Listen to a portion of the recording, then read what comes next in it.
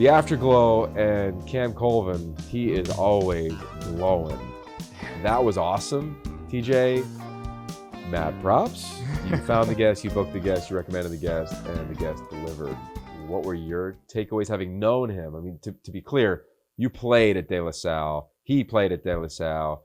You grew up hearing stories of Cam Colvin your entire life. Mm-hmm. What did you think about listening to that podcast with him? That was I still have goosebumps. Like that was so cool to listen to. And yeah, I've known Cam for years and years. Like I trained with the same coach as him. Obviously vastly different stages in our career. I was going into high school, he was training for the pros and stuff, but we trained at the same time. I was actually his water boy.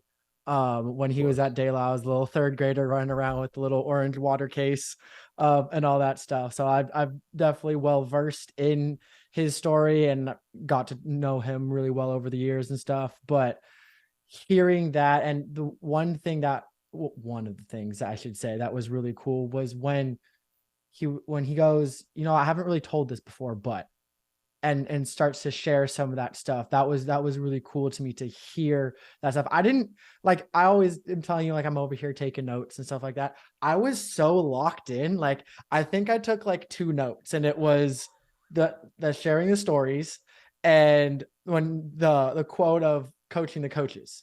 I thought that was just an awesome quote. Like, what do you do? Like, first of all, to ask your head coach, like, so what do you do? Like, that's something in itself. But then that response of coaching the coaches, I'm like, that's a really cool way to do it. And you can see how he's done that in his career, and to hear the stories of going through all the stuff that he did. And one of the things I was going to mention, and then he mentioned it in the episode, was and it was a story that I'd always heard, and I was confirmed of, after his mom passed, he showed up to practice the next day because he was like, I need to be with my teammates. And it just goes to speak of the importance of family in his life and that community, and how having those people surrounding you was so important. And I can stand by, like, that was something that was really big at De La Salle. Like, that was a big thing with our football team. But hearing those stories just was awesome and gave me chills. Yeah, there's a lot of takeaways. I think initially I was stunned when he talked about, he was lying and fell asleep with his dad. Mm-hmm. I fall asleep with a 7-year-old pretty regularly, or my wife does, right? We put our kids to bed at night, and you just kind of imagine it. Mm-hmm. And I imagine like Zane waking up and, like, God forbid, right? Mm-hmm. And then his mom, and how he talked about how, she was kind of like a coach, and she had this graceful way, clearly, of making him the man of the house, right? It wasn't like, hey, you have to grow up now and you need to be 18 at 6, 7, 8 years old. It was like, hey, we're going to do this together. I'm going to teach you. And man, she just sounds like an incredible human in that instance in his life. Mm-hmm. And then I go to the environment you played in and he played in at De La Salle. And I asked him about the pressures of a recruit. I mean, this is, to be clear, the 6th highest recruit in Oregon history. I talked to Nick Aliotti. Among the 5 of his teammates, including him, that went to Oregon, he was easily the guy. Mm-hmm. And he's like, I didn't feel the pressure because that wasn't our culture. And I'm like, can we cut and paste that culture all over high school football today? And I know guys are trying to do it, and it's a different environment. Mm-hmm. But I love that for him. I really do. And then where, I doubled down on a question for him where he talked about how, like, he's been through a lot of adversity, but he just keeps it moving. Mm-hmm. And you knew probably where I was going to go, where I was like, well, do you keep it moving and keep bearing it, or do you have a vessel for it to go through? Mm-hmm. And he's very clear on where his pain and trauma in his life is going. And he called it gas, Mm-hmm. right? And his foot is on that gas. And if you know the engine of a car, when you hit the gas, like, a lot of things are moving. Yeah. And he's not necessarily stagnant or stuck in a feeling, an emotion, a trauma. And I can't imagine to imagine what he went through. Yeah.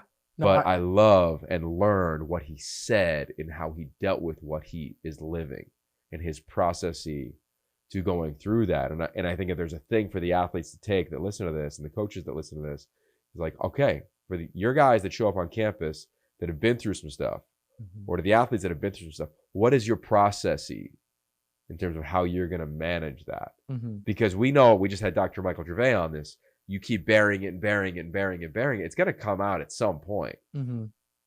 And it's not healthy when it does that. And anyway, that was there was a lot within 30 minutes. That might be like our most packed episode. Like, you can't listen to this one on 1.5 speed. Like, this has got to be one. Just one.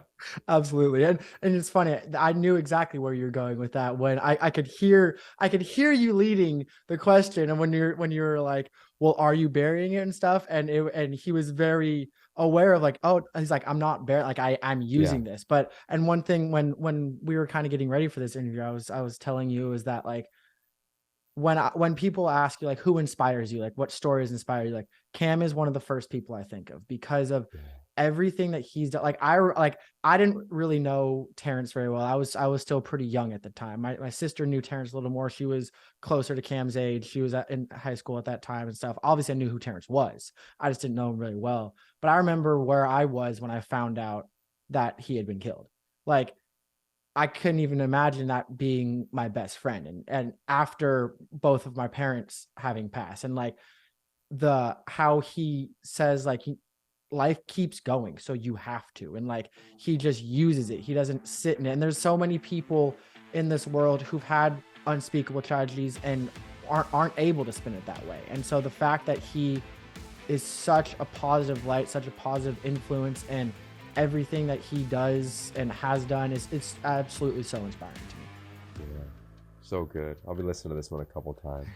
All right, TJ. Thanks for everybody's support. Appreciate it. Oregon fans, I know you're going to love it. I can't wait to hear when he goes to campus, because I'm going to call Dan Lanning right now and be like, Coach, you need to make sure this guy comes and talks to your team. And knowing Coach Lanning, he's already thought about it. So with that said, we're out. Stay safe. Peace.